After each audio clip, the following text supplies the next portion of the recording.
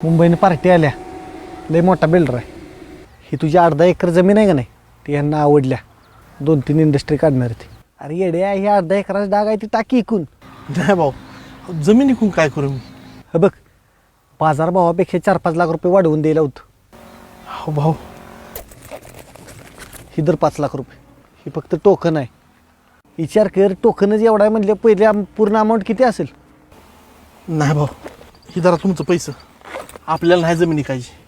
वाढल्यापासून जमीन राखलेली आहे आम्ही.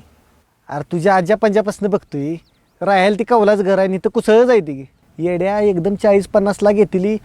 अरे येड्या, गाडी बंगला घेतल्यावर तुझी किंमत किती वाढेल? काय काळजी करतोय तू? नाही भाऊ, तशा किमतीला काय अर्थ नाही.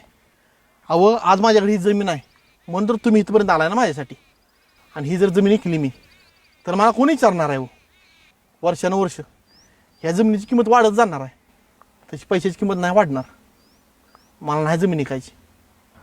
काय लागा बोलतोय?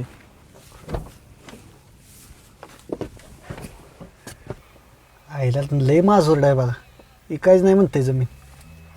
आयला आतापर्यंत आपण एवढं जाग्यांचा व्यवहार केलं, पैसा बघितला की माणसं लाल टपकल्या कधी येते ती आपल्याकडे, पैशाला बोलते ती.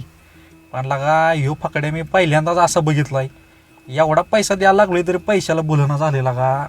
ह्यो जमीन राखायला लागलाय, ह्यालाच जातीवंत शेतकरी म्हणते ती. मातीच्या लेकराच